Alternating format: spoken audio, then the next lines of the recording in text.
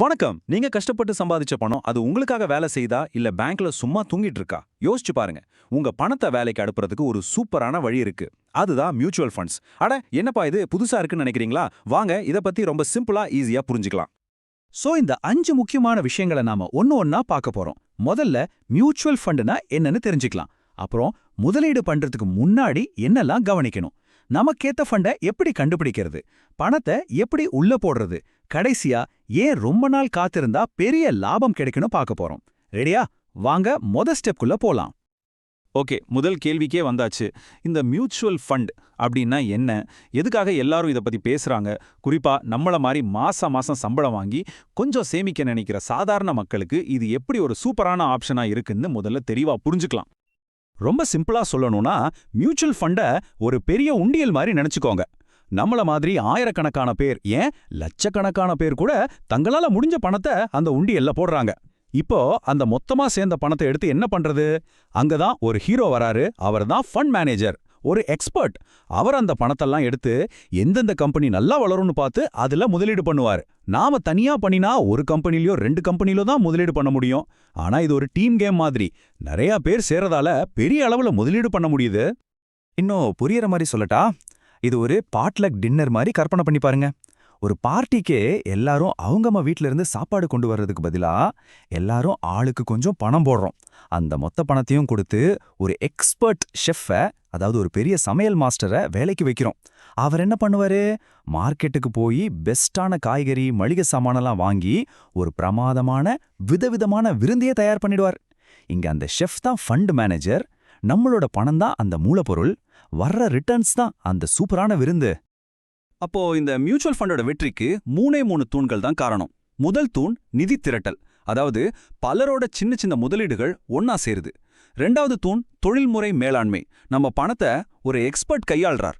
3வது தூண், இதுதான் ரொம்ப ரொம்ப முக்கியம், பல்வகைப்படுத்துதல். இங்கிலீஷ்ல சொன்னா டைவர்சிஃபிகேஷன். சிம்பிளா சொன்னா எல்லா முட்டையும் ஒரே கூடையில வைக்கக்கூடாதுன்னு சொல்லுவாங்க இல்லையா? அதேதான். நம்ம பணத்தை ஒரே கம்பெனில முதலீடு பண்ணாம பல துறைகள்ல பல கம்பெனிகள்ல பிரிச்சு முதலீடு செய்வாங்க. இதனால ஒரு கம்பெனி சரியா போகலைனாலும் மத்த கம்பெனிகள் நம்ம முதலீட்டை காப்பாத்திடும். சோ ரிஸ்க் நல்லாவே குறையுது. சரி, இதுல முக்கியமா 2 வகை இருக்கு. ஒன்னு ஓபன் எண்டட், பேர்லயே இருக்கு பாருங்க, ஓபன். அதாவது கதவை எப்பவும் திறந்தே இருக்கும். நீங்க எப்ப வேணும்னாலும் முதலீடு பண்ணலாம், எப்ப வேணும்னாலும் பணத்தை வெளியே எடுக்கலாம். இது ரொம்பவே ஃபிளெக்சிபிள். இன்னொன்னு க்ளோஸ்ட் எண்டட். இது ஒரு குறிப்பிட்ட காலத்துக்கு லாக் ஆயிடும். உதாரணத்துக்கு 3 வருஷம்னா அந்த 3 வருஷம் முடிகிற வரைக்கும் நம்ம பணத்தை எடுக்க முடியாது. ரெண்டுக்குமே அதோட பிளஸ் மைனஸ் இருக்கு. ஓகே, இப்போ உங்களுக்கு மியூச்சுவல் ஃபண்ட்னா என்னன்னு ஒரு ஐடியா கிடைச்சிருக்கும். சூப்பரா இருக்கே, உடனே போய் முதலீடு பண்ணிடலான்னு தோணுதா? ஒரு நிமிஷம் அவசரப்பட வேண்டாம். எந்த ஒரு முதலீடும் பண்றதுக்கு முன்னாடி நாம நம்ம ஹோம்வொர்க்கை சரியா பண்ணணும். வாங்க அந்த முக்கியமான செக்லிஸ்ட்ல என்னெல்லாம் இருக்குன்னு பார்க்கலாம். ஒரு ஃபண்டை தேர்ந்தெடுக்கிறதுக்கு முன்னாடி இந்த 4 விஷயத்த கண்டிப்பா பார்க்கணும். முதல்ல எஸ்ஐடி, அதாவது அந்த ஃபண்டோட முழு ஜாதகத்தையும் படிக்கணும். 2வது அதோட ரிஸ்க் லெவல் என்னன்னு தெரிஞ்சுக்கணும். 3வது செலவு விகிதம், அதாவது எக்ஸ்பென்ஸ் ரேஷியோ. இது ரொம்ப முக்கியம். ஏன்னா இதுதான் அந்த ஃபண்டை நிர்வகிக்கிறதுக்கு அவங்க எடுத்துக்கிற வருடாந்திர கட்டணம். இந்த கட்டணம் எவ்வளோ கம்மியா இருக்கோ அவ்வளோ நல்லது நமக்கு. நம்ம லாபத்துல இருந்து கம்மியா தான் போகும். கடைசியா எக்ஸிட் லோட், அதாவது சீக்கிரமா பணத்தை எடுத்தா ஏதாவது அபராதம் இருக்கான்னு பார்க்கணும். இந்த 4ம் ரொம்ப ரொம்ப முக்கியம். மியூச்சுவல் ஃபண்ட்ல முதலீடு பண்ணணும்னா லட்சக்கணக்கில் பணம் வேணும்னு நிறைய பேர் தப்பா நினைச்சிட்டு இருக்காங்க. ஆனா உண்மை என்ன தெரியுமா? மாசம் வெறும் 500 ரூபாய். ஆமாங்க, வெறும் 500 ரூபாயில இருந்து கூட நீங்க முதலீட்டை ஆரம்பிக்கலாம். எஸ்ஐபி மூலமா ஒரு சின்ன தொகையில ஆரம்பிச்சு பெரிய செல்வத்தை உருவாக்க முடியும். இதுதான் மியூச்சுவல் ஃபண்டோட மிகப்பெரிய பிளஸ் பாயிண்ட். யார் வேணும்னாலும் முதலீட்டாளர் ஆகலாம். சரி, முதலீடு பண்ணலான்னு முடிவு பண்ணியாச்சு. ஆனா மார்க்கெட்ல பார்த்தா ஆயிரக்கணக்கான ஃபண்டுகள் இருக்கு. இதுல எது நமக்கு சரி வரும்? நம்மளோட குறிக்கோளுக்கும் நம்மால எவ்வளவு ரிஸ்க் எடுக்க முடியுங்கிறத பொறுத்தும் சரியான ஃபண்டை எப்படி தேர்ந்தெடுக்கிறது? வாங்க இப்போ அத பத்தி பார்க்கலாம். இது சிம்பிளா புரிஞ்சிக்க இந்த அட்டவணையை பாருங்க. உங்களுக்கு நல்ல ரிட்டர்ன்ஸ் வேணும், கொஞ்சம் ரிஸ்க் எடுக்கவும் நான் தயார் அப்படின்னு நினைச்சீங்கன்னா உங்களுக்கான சாய்ஸ் ஈக்விட்டி ஃபண்டுகள். இதுல நீண்ட காலத்துல நல்ல வளர்ச்சி கிடைக்கும். இல்லப்பா, எனக்கு ரிஸ்க் எல்லாம் வேணாம், ஒரு பேங்க் எஃப்டி மாதிரி ஓரளவுக்கு நிலையான வருமானம் வந்தா போதும்னு நினைக்கிறவங்களுக்கு டெப்ட் ஃபண்டுகள் சரியான தேர்வு. ரெண்டும் வேணும், கொஞ்சம் வளர்ச்சியும் வேணும், அதே சமயம் கொஞ்சம் பாதுகாப்பும் வேணும்னு நினைக்கிறீங்களா? அப்போ உங்களுக்கானதான் ஹைபிரிட் ஃபண்டுகள். இது ரெண்டையும் கலந்து கட்டின ஒரு பேலன்ஸ்ட் ஆப்ஷன். இது மட்டும் இல்லைங்க, இன்னும் சில பிரபலமான ஃபண்டுகள் இருக்கு. உதாரணத்துக்கு இண்டெக்ஸ் ஃபண்டுகள். இதுல செலவு ரொம்ப கம்மி, சென்செக்ஸ் இல்லனா நிஃப்டி எப்படி போகுதோ அதே மாதிரி இதுவும் ரிட்டர்ன்ஸ் கொடுக்கும். ஒரு சிம்பிளான லோ காஸ்ட் ஆப்ஷன். அப்புறம் நம்ம எல்லாருக்கும் பிடிச்ச விஷயம், வரி சேமிப்பு. அதுக்காகவே பிரத்யேகமா இஎல்எஸ்எஸ் ஃபண்டுகள் இருக்கு. இதுல முதலீடு பண்ணா உங்களுக்கு வரி விலக்கும் கிடைக்கும், நல்ல வளர்ச்சியும் கிடைக்கும். பாத்தீங்களா, நம்ம ஒவ்வொரு தேவைக்கும் ஏத்த மாதிரி ஒரு ஃபண்ட் இருக்கு. சூப்பர். இப்போ உங்களுக்கு எந்த மாதிரி ஃபண்ட் வேணும்னு ஒரு ஐடியா கிடைச்சிருக்கும். அடுத்த முக்கியமான கேள்வி, இதுல பணத்தை எப்படி முதலீடு பண்றது? இதுக்கு 2 பாப்புலரான வழிகள் இருக்கு. ஒன்னு எஸ்ஐபி, இன்னொன்னு மொத்த முதலீடு, அதாவது லம்சம். இதுல உங்களுக்கு எது பெஸ்ட்னு இப்ப பார்க்கலாம். சிப், அதாவது சிஸ்டமேட்டிக் இன்வெஸ்ட்மெண்ட் பிளான். இது மாசம் சம்பளம் வாங்குற நம்மள மாதிரி ஆளுங்களுக்கு ஒரு வரம்னே சொல்லலாம். ஒவ்வொரு மாசமும் ஒரு குறிப்பிட்ட தேதியில ஒரு குறிப்பிட்ட தொகை உங்க பேங்க் அக்கவுண்ட்லேருந்து ஆட்டோமேட்டிக்கா முதலீடா ஆயிடும். இதனால மார்க்கெட் ஏறுதா இறங்குதான்னு நாம கவலைப்பட தேவையே இல்ல. ஒரு ஒழுங்கான சேமிப்பு பழக்கமும் வரும். சரி, லம்சம்னா என்ன? உங்ககிட்ட திடீர்னு ஒரு பெரிய தொகை வருது, ஒரு போனஸ் மாதிரி. அதை ஒரே தடவையா முதலீடு பண்றது தான் லம்சம். சரி, இவ்வளவு நேரம் நம்ம டெக்னிக்கலான விஷயங்களா பார்த்தோம். இப்போ நம்ம பார்க்க போறது தான் இந்த முழு முதலீட்டு பயணத்தோட மேஜிக்.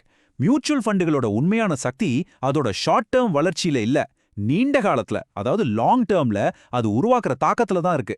ஏன் பொறுமையா இருந்தா நம்ம பணம் பல மடங்கா பெருகுதே? வாங்க அந்த ரகசியத்தை தெரிஞ்சுக்கலாம். இந்த சார்ட்டை சும்மா ஒரு தடவை பாருங்க, உங்களுக்கே வித்தியாசம் புரியும். ஒரு பக்கம் நம்ம எல்லாருக்கும் தெரிஞ்ச பாதுகாப்பான ஃபிக்ஸ்ட் டெபாசிட், அதாவது எஃப்டி. இன்னொரு பக்கம் ஈக்விட்டி மியூச்சுவல் ஃபண்டுகள். வரலாற்று ரீதியா பார்த்தா எஃப்டி வருஷத்துக்கு சுமார் 6% வருமானம் கொடுத்தா, ஈக்விட்டி ஃபண்டுகள் சராசரியா 12% வரைக்கும் கொடுத்திருக்கு. கிட்டத்தட்ட 2 மடங்கு. ஏன் இது முக்கியம்னா, பணவீக்கம்னு ஒன்று இருக்கு இல்லையா? விலைவாசி ஏறிக்கிட்டே போகுது. அந்த விலைவாசி உயர்வை தாண்டி நம்ம பணம் வளரணும்னா இந்த மாதிரி அதிக வருமானம் தர இடத்துல முதலீடு பண்றது ரொம்ப அவசியம். இதுக்கு பின்னாடி இருக்கிற மேஜிக் தான் கூட்டு வட்டியின் சக்தி, அதாவது பவர் ஆஃப் காம்பவுண்டிங். ஐன்ஸ்டீனே இத உலகின் 8வது அதிசயம்னு சொன்னாரு. சிம்பிளா சொன்னா, உங்க அசல் பணம் மட்டும் உங்களுக்கு சம்பாதிச்சு கொடுக்காது. அந்த அசலுக்கு வர்ற லாபம் இருக்கு இல்லையா, அடுத்த வருஷம் அந்த லாபமும் சேர்ந்து உங்களுக்கு சம்பாதிக்க ஆரம்பிக்கும். வட்டிக்கு வட்டி கிடைக்கிற மாதிரி. ஒரு சின்ன பனி உருண்டைய மலையிலேருந்து உருட்டி விட்டா அது போக போக பெருசாகி ஒரு பனிமலையாவே மாறிடும் இல்லையா? அதே மாதிரி தான் உங்க சின்ன முதலீடும் காலப்போக்கில் ஒரு பெரிய செல்வமா வளரும். இதுக்கு தேவையானது பொறுமை மட்டும்தான். இப்போ மியூச்சுவல் ஃபண்டை பத்தி பொதுவா இருக்கிற சில சந்தேகங்களையும் தவறான நம்பிக்கைகளையும் தெளிவுபடுத்திக்கலாம். முதல் விஷயம், இதுல வர்ற வருமானத்துக்கு எந்த கேரண்டியும் கிடையாது. இது பங்குச்சந்தையோட ஏற்ற இறக்கங்களுக்கு உட்பட்டது, ரிஸ்க் இருக்கு. ரெண்டாவது, மியூச்சுவல் ஃபண்டுங்கிறது ஒரு முதலீடு, அது ஒரு இன்சூரன்ஸ் பாலிசி கிடையாது. ரெண்டையும் குழப்பிக்க கூடாது. மூணாவது, நான் போட்ட பணத்தை எடுக்க முடியுமான்னு கேட்டா நிச்சயமா எடுக்கலாம். பெரும்பாலான ஃபண்டுகள்ல இருந்து நீங்க எப்போ வேணும்னாலும் வெளியேறலாம். ஆனா அந்த எக்ஸிட் லோடு இருக்கான்னு மட்டும் செக் பண்ணிக்கணும். ஆக மொத்தத்துல நம்ம என்ன புரிஞ்சுக்கணும்னா, மியூச்சுவல் ஃபண்டுகள் ஒரு ராக்கெட் சயின்ஸ் எல்லாம் கிடையாது. அது நம்மள மாதிரி சாதாரண மக்கள் பெரிய நிபுணத்துவம் இல்லாமலேயே பங்குச்சந்தையோட வளர்ச்சியில பங்கெடுத்து நீண்ட காலத்துல ஒரு நல்ல செல்வத்தை உருவாக்குறதுக்கு ஒரு அருமையான, ரொம்ப எளிமையான ஒரு கருவி. அவ்வளவுதான் விஷயம்.